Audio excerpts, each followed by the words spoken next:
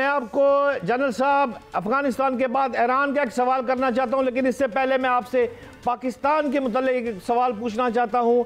अप्रैल 2022 में बनने वाली जो पीडीएम की हुकूमत के जो 16 माह थे, उसमें वजीर खारजा बिलावल भुट्टो साहब थे। बिलावल भुट्टो साहब ने अफगानिस्तान का कोई दौरा नहीं किया। मौजूदा हुकूमत बनने के 1 साल बाद वजीर खारजा इसहाक डार साहब अब काबिल जा रहे हैं। अगर आप कैलकुलेशन करें तो 16 और 12 यानी 28 माह, 2.5 साल हो गए हैं किसी वजीर खारजा ने काबिल का दौरा पाकिस्तान के किसी शख्स ने नहीं किया। अब जो दौरा हो रहा है, इस दौरे के मुताल्लिक आपके पास कोई इंफॉर्मेशन है कि क्या अफगान हुकूमत जो है वो दहशत गर्दों को कंट्रोल करने के लिए राजी हो जाएगी? जनरल साहब बिल्कुल राजी हो जाएगी। और इससे पहले जो हमारे सफ़ीर ने, हमारे जो स्पेशल रिप्रेजेंटेटिव हैं मोहम्मद सादिक खान साहब ने दौरा किया है, वो एक लंबे अरसे तक अफगानिस्तान में सफ़ीर रहे, फिर पाकिस्तान के वो रिप्रेजेंटेटिव रहे हैं। उन्होंने अभी हाल ही में दौरा किया है और अफगानिस्तान की गवर्नमेंट ने उनके साथ बड़ी तामीरी बातचीत की है और उन्होंने अफगानिस्तान की गवर्नमेंट को बताया है कि पाकिस्तान और अफगानिस्तान की जो है तरक्की एक दूसरे से जुड़ी हुई है। अगर पाकिस्तान में अमन होगा तो अफगानिस्तान में अमन होगा, और अगर अफगानिस्तान खुशहाल होता है तो इस पाकिस्तान को भी इसका फ़ायदा है। और आपकी सारी लाइफ लाइन, हमने आपके 4 मिलियन से ज़्यादा अफगान रिफ्यूजीज़ को पाकिस्तान रखा हुआ है और अब वक्त आ गया कि आप वापस लें। आपको भी इक़्तिदार में आए हुए 3 साल गुजर चुके हैं और इन्हें वापस जाना चाहिए थे। तो एक मेरी इत्तला के मुताबिक अफगानिस्तान की गवर्नमेंट ने इस पर बड़ा अच्छा रिस्पांस दिया है और इसी अच्छे रिस्पांस की वजह से अब हमारे जो वज़ीर खारजा हैं वो अफगानिस्तान का दौरा करेंगे। चले देर आए दुरुस्त आए, और ये बड़ा इंपॉर्टेंट होता है कि बायलैटरल या मल्टीलैटरल रिलेशंस में टॉप डाउन अप्रोच होती है। तो लीडरों का काम यही होता है कि वो अपने जो उनके जो काउंटर पार्ट्स होते हैं उनसे बातचीत करें और एक कॉन्फिडेंस बिल्डिंग करें। तो इंशाल्लाह ये दौरा जो इसहाक डार साहब कर रहे हैं, इसके बड़े अच्छे नेताज सामने आएंगे इंशाल्लाह। जनरल साहब, सऊदी वजीर दिफा शहजादा खालिद बिन सलमान ने तेहरान में सुप्रीम लीडर जो हैं आयतुल्लाह खामनाई से मुलाकात में सऊदी जो फरमारवा MBS उनका पैगाम पहुंचा दिया है।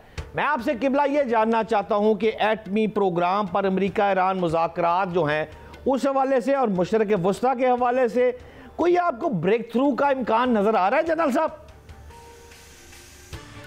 देखिए, मेरे ख्याल में अमेरिका के पास बड़ी लिमिटेड चॉइसेस हैं और मेरा अपनी पर्सनल असेसमेंट है कि ईरान जो है वो न्यूक्लियर जो है जो उसका टेस्ट वगैरह वो बहुत पहले कर चुका है और उन्हें काफ़ी टाइम मिला है। और वो ईरान वाहिद मुल्क है जिसमें इतनी जुर्रत की कि वो 2 दफ़ा इसराइल पे मिसाइलों से ठीक ठाक हमले करे, और इसराइल में इतनी ज़रूरत नहीं थी, उन्होंने सिर्फ फेस सेविंग की।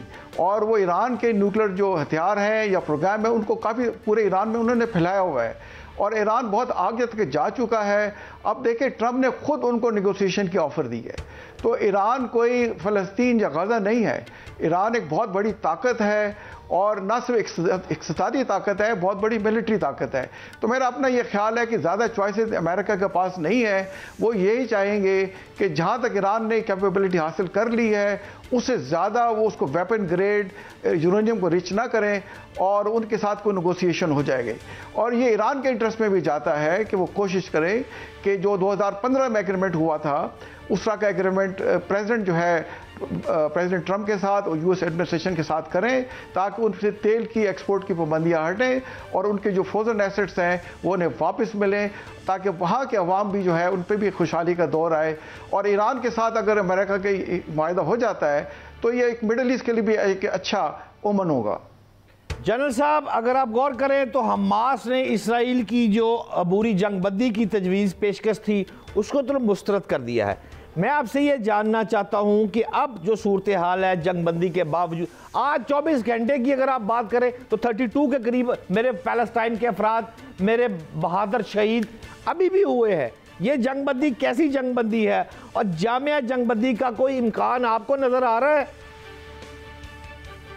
देखें, इसमें जहाँ तक इजराइल है वो वाहिद दुनिया की रियासत है कि जिस पे कोई भी इंटरनेशनल सैंक्शन जो है वो अमेरिका की वजह से नहीं लगाई जा सकी।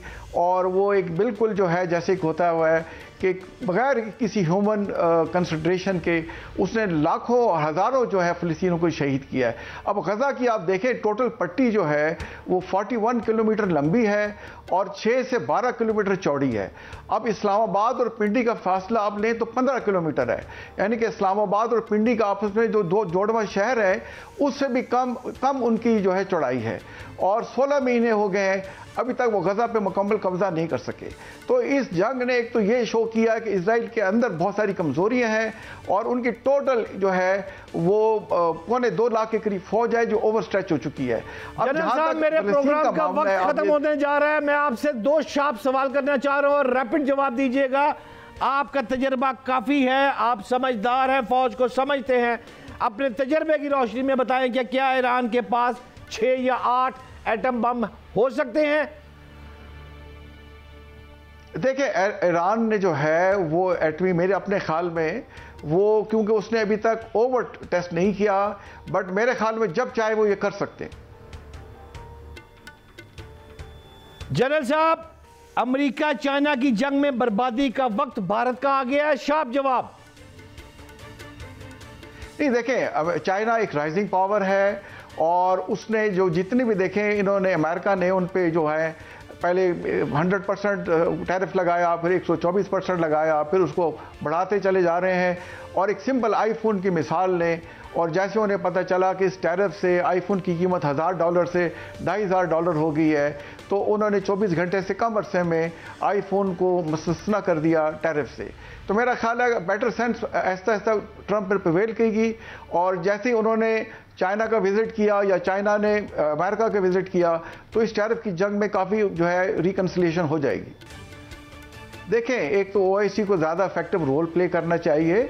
और फ़लस्तीन के अंदर देखें, अगर आपने बात की है ना, तो आप देखें गज़ा में हमास है और वेस्ट बैंक में अल-फतह है, जिसकी उसी में से पीएलओ है और फ़लस्तीन अथॉरिटी है।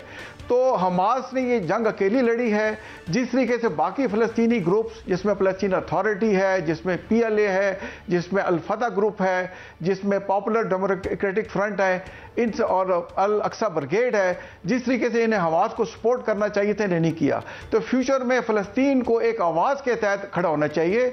अगर फ़लस्तीन के तमाम ग्रुप्स एक यक आवाज़ होकर खड़े हों तो इंशाअल्लाह फ़लस्तीन का भी जल्द हल निकल आएगा।